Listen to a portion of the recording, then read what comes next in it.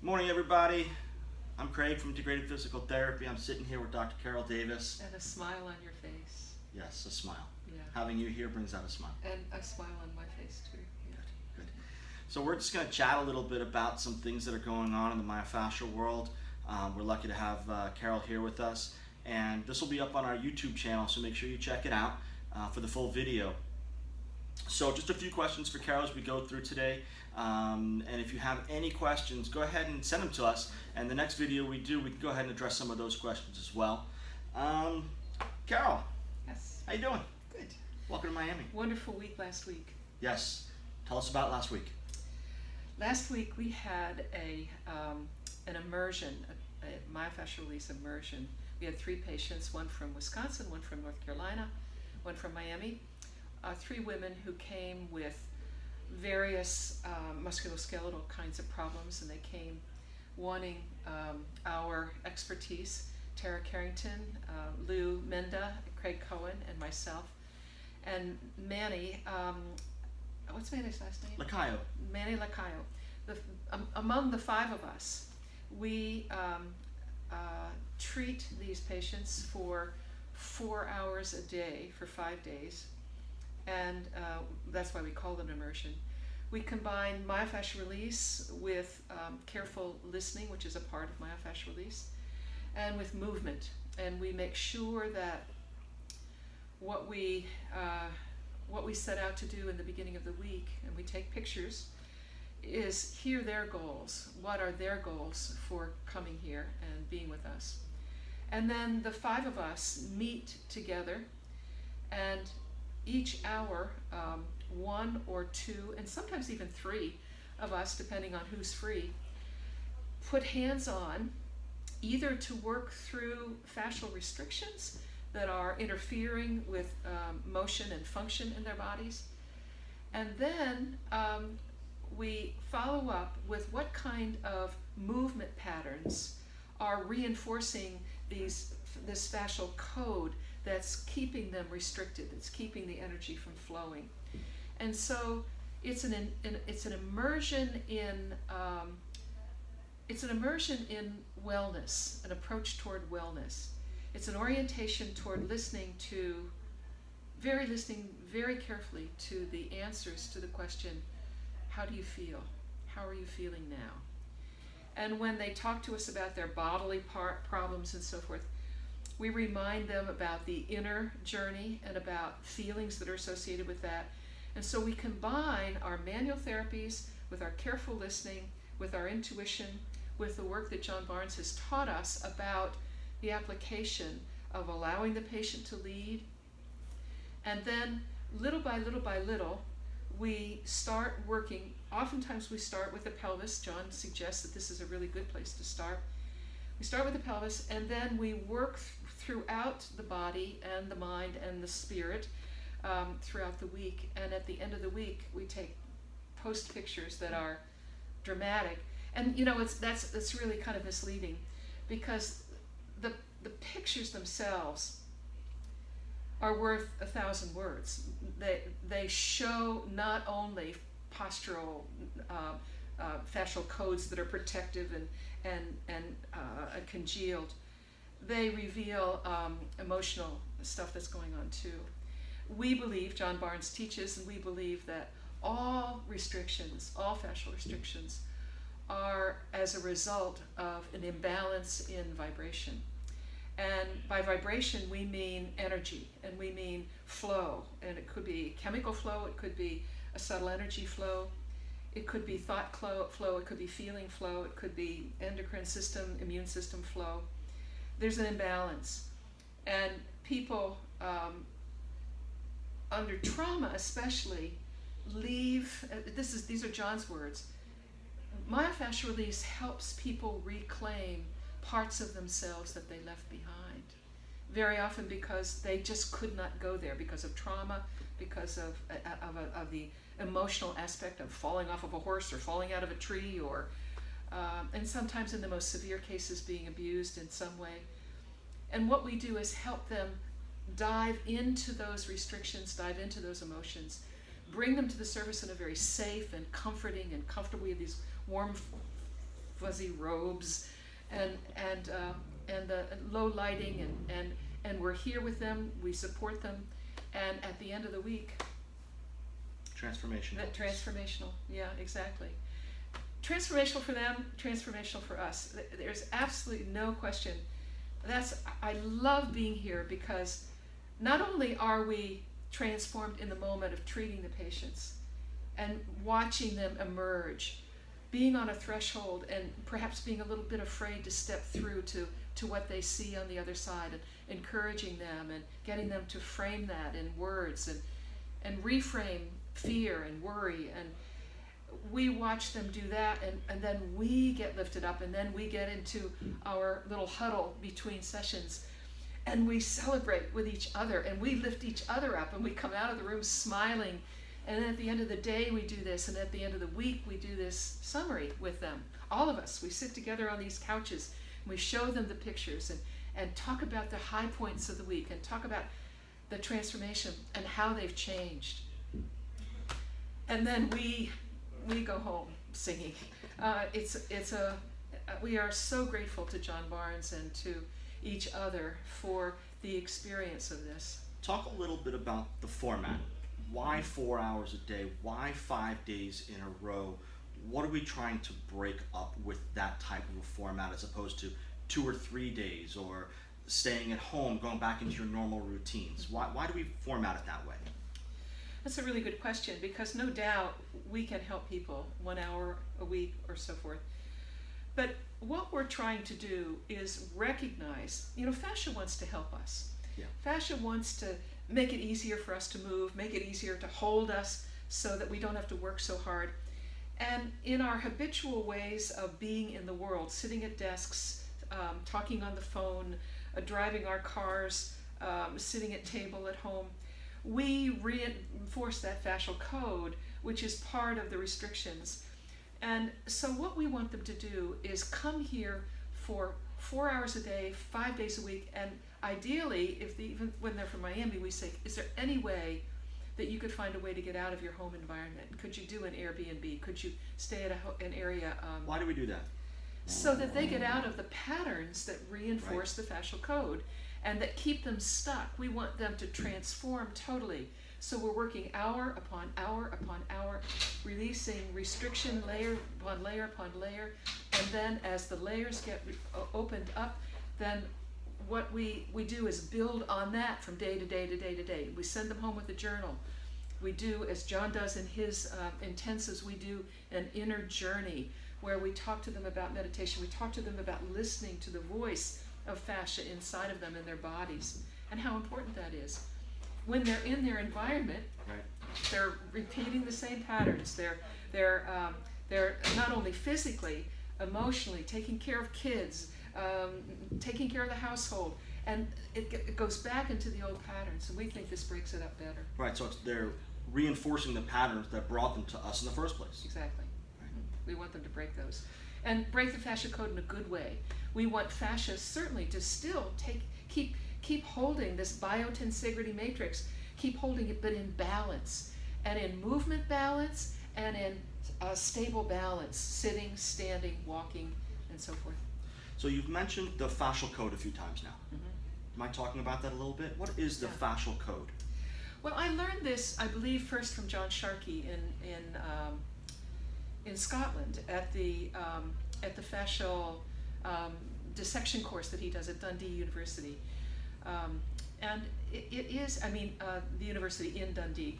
And John says that, it talks about a code is a way that fascia fascial cells talk to each other. The code, it's a shorthand. She's going to sit down at the desk. Okay, well let's make sure that we hold her left scapula steady, because she's going to be using her right hand, and we want to hold this steady here, and after a while that steady becomes a congealed fascial restriction.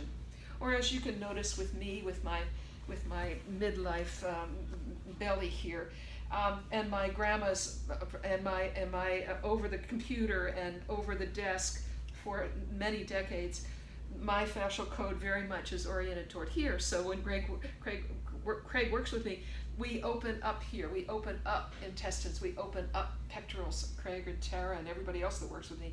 And this is breaking the fascial code. So it's a way fascial cells talk to each other to make it easier for us to be stabilized within this biotensegrity matrix. And is that based on repetition? Is it based on habit? Is it based on movement patterns? All of the above. All of the above. So the technological age of texting, computers, Yeah. we're prone to be a much more Right. forward-oriented Right. code today. Right. Exactly. Okay. Well, thank you for that. You're welcome. So tell us a little bit about what you're doing now. So you have semi-retired again, Yep. and It comes in stages. and the beauty is that it gives you more time to read and research Yes. and write and I'm back in graduate school. and do all the things that bring this beautiful smile to your face. Yes. Tell yes. us what you're studying. What are you reading? What are you researching these days? Well, what you say about the smile is I take to heart because, and you talk often about this, Greg.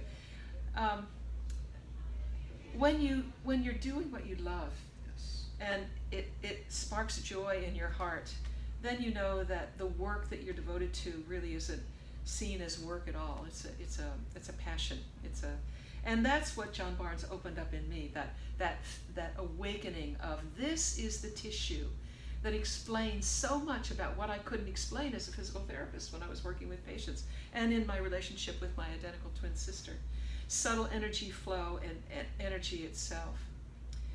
So we know that fascia is, as Jean-Claude Guimbarteau said to me one day, he said, I said, when will everybody understand what fascia is? They were going to do a documentary, and again, the videographer came and talked to him and said, I want to do a video on you, a documentary on fascia. What is fascia? And I said, well, Jean-Claude, when will everybody know what fascia is? And he said, when everybody understands that fascia is the foundation of life, the foundation of life. Now, I get criticized for saying, oh, Carol, you think everything is fascia. Well, I certainly can see how everything is connected to fascia, and fascia is a kind of an organizing structure for connective tissue. And we talk about, well, how do you define fascia? Do you find fascia histologically by cell type? That's the way the nomenclature task force for the International Fascial Research Congress did it. They talked about histology, about cell type, collagen, elastin, polysaccharide ground substance, water, and then various cells depending on what the fascia's function is that are embedded within the fascia, that actually fascia works with those cells in a way that fascia itself is sensory by itself. It's not just that the nerves are embedded in the fascia. And just this year they found the Schwann cells. Schwann cells between the epidermis and the dermis, they're glial cells, they're fascial cells that are non-neurological tissue responding to pinch and deep touch on the surface, sending that message to the C fibers in the nervous system, which then send it up the dorsal horn into the thalamus and into the brain for interpretation. Those are fascial cells that are sensory receptors. We know that there are myofibrils in fascia that contract along with the muscle. We also know that the astrocytes and the gliocytes in the brain are functioning more than just as support to the neurons in the brain. And in fact, they're the tissue that are trying to protect the axons and the dendrites and the cell bodies in the brain from inflammation by forming amyloid plaques around the nerves to protect the nerve, which then interferes with nerve function, and we call that dementia, whether it's Alzheimer's type or any other kind. So fascia is integrally involved in everything. Some people say that bone is fascia, and when you take out the hydroapatite from the oxycalcitin out of the bone is very flexible, and you can see, and Jaap van der Waal, a wonderful embryologist, phenomenological embryologist, who talks about how fascia is formed in the embryo, is very much in favor, as is John Sharkey, that bone is fascia. It's just crystallized fascia, and John Barnes agrees with this too. It's crystallized fascia, and when you take the crystalline forming out of it, you have more pure, flexible, malleable fascia.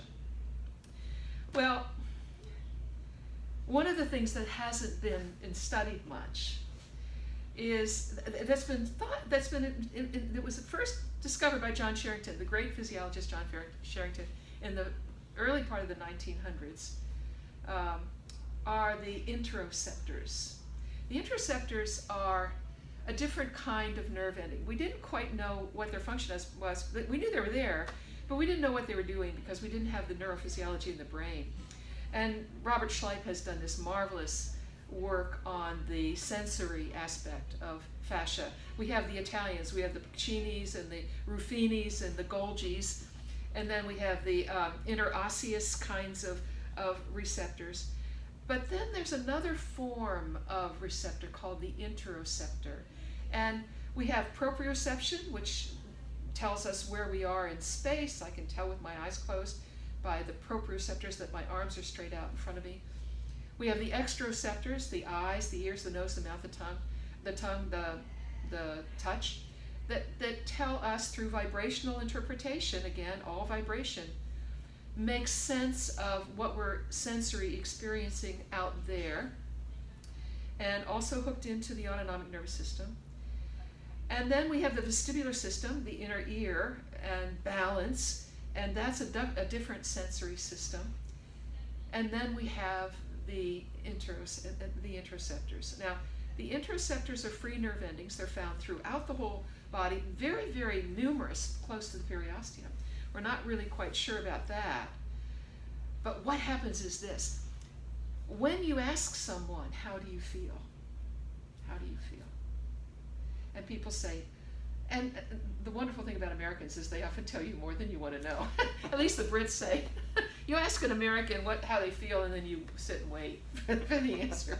Well, actually, I felt better last week because last week my GI system was real, but I ate something, and then they go into detail about how they feel.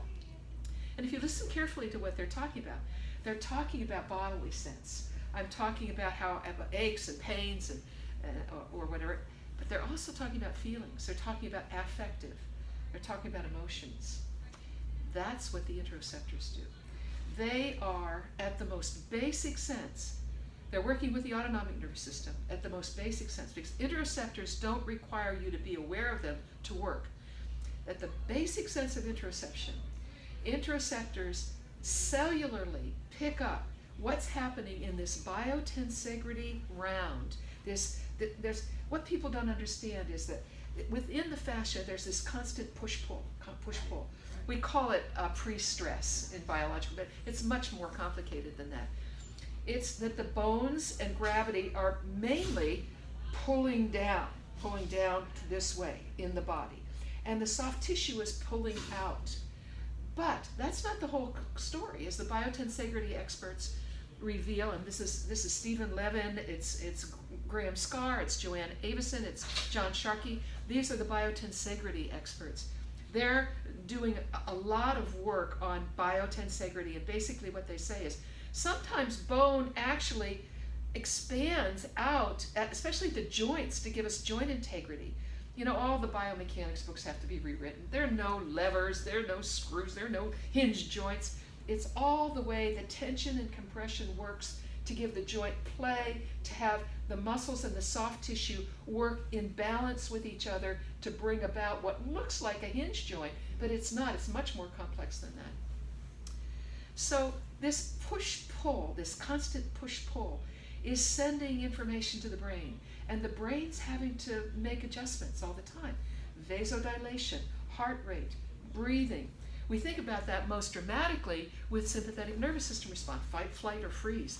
But it's happening at the cellular level every minute. So you ate something, and the digestive system has to accommodate that, and so you get a little vasodilation here, and heart rate goes up a little bit to handle the digestion. You don't have to think about that. We just talk about that as autonomic nervous system. Well, what we're finding out from the interoceptive scholarship now is that, and this is from an author by the name of A.G. Perens Burt, I think, Burt Craig, A.G. Craig, look him up. He's got the thick manual that I'm studying, you know, pages this big with a tiny line and a tiny line and a tiny line, and I read one tiny line and I say, what? And I've got all the rest of the tiny lines afterwards, and until I stop and figure out what that tiny line means, so that's what I'm doing. I'm finding out about the interoceptor side, but the thing that amazes me the most is this. When you ask, how is it that you feel? And that's the foundation of everything we do here. How is it that you feel? Because fascial restrictions can be directly linked to what's happening emotionally in the body. And when we look at those together, and we let the patient lead, and we let the patient discover in their own time what the body's been trying to either protect them from or lead them to, or both, when we do that, what's happening is we're opening up light, we're opening up awareness, and as John Barnes says, without awareness, there's no choice. Then you have a choice. Do I exercise in this way? Do I sit on the couch? Do I read CNN every morning, or listen to CNN every morning when I wake up? Or do I spend time meditating, getting myself into balance? Those are the choices we make that have everything to do with the quality of our lives. Then the next step is, well, what about consciousness? Where is consciousness? And we used to think consciousness was in the brain and in the mind. Anybody who works with the body will tell you that certainly body memory as it relates to consciousness. Well, what do we mean by consciousness? We mean who am I right here, right now? And how do I know that? And how does that compare with who I was yesterday and what I hope I can be tomorrow? That's the consciousness. And what does that awareness of self, as it relates to my relationships, as it relates to my integrity, and this is moral aspects, the conscience part of it, the integrity. Conscience is not all of consciousness. We don't hold animals to the same moral standard that we hold human beings. But certainly animals have consciousness. So all of this is related to a sense of self and a sense of being at one with oneself. And I'll end with this. One of the most, and this was in 1995, one of the most inspiring moments. I didn't know what I was doing. I was just learning myofascial release, and I was just doing what John told me to do, and following, trying to feel the energy. And I was a physio, I'm a physical therapist. I was left brain, but I was doing all this, and I could feel my hands heat up.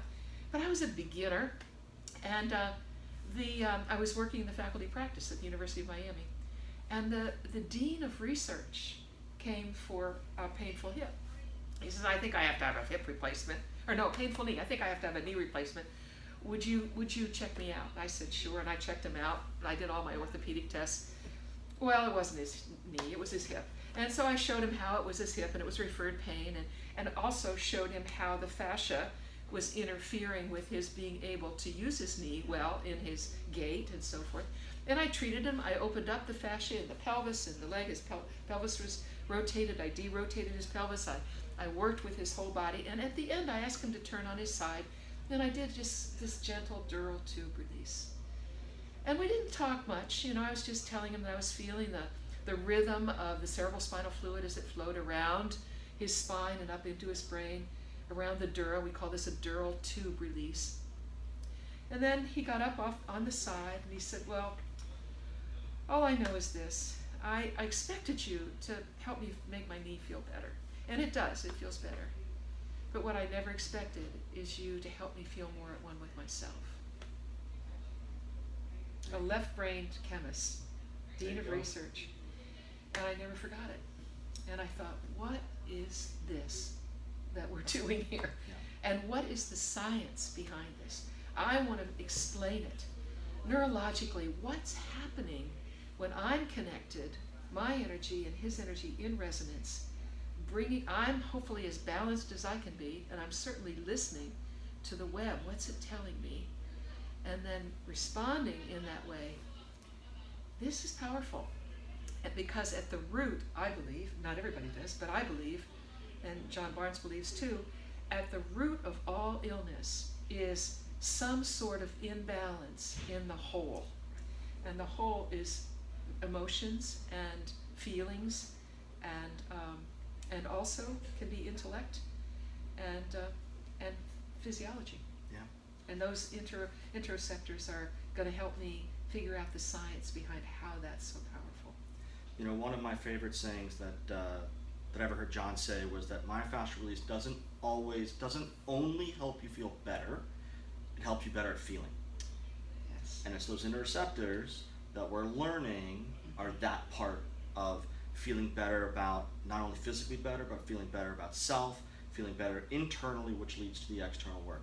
Yes, because we have sensory nerves Right. and motor nerves that work all the time. Right. But it's the interoceptors that shoot off to the insula and then back down to the amygdala and the hippocampus. So it's this insular that they didn't understand. They saw the nerves, but they didn't know about the insula. So now we're finding out what is the role of the insula. And it's an integrative function. It's not just that I can feel, and I can feel my proprioceptors, I can use my exteroceptors. It's integrated with my sense of self. What does that have to do with me in this moment? And that's the integrative piece of interoceptors. I find it fascinating that we're almost working backwards. We know it feels good, anecdotally we know what works, and then we've gone back and done the science to prove it. And that's what you're doing with us and for us and for the community. Well, John is very frustrated often, and so am I. We can't do randomized trials to prove this and that's what science wants, because the randomized trial has its foundation that you treat everybody the same and that every person is the same and you do the same thing every day, and then if you get more than a 50% result, then you say, well, it probably was because of what you did. That kind of foundational look at research is just not meant for human beings. It might be meant for chemistry, but it's not even meant for human chemistry. That's my criticism of it, even though that's the way I was trained. But John often says, well, I have outcomes. I have outcomes. People are better. And so let's do more case studies. Let's Right. do more keeping track of what do you mean by better? How? And that's what we often ask at the closing session, the summary session. When they do, what can you talk to us about what better means? Can you put that into words? And very often they say, I feel more at one with myself, I feel more balanced, I feel lighter, I feel like I'm keeping my weight evenly on my feet, don't feel like I'm pitching forward or pitching back, the pain is gone.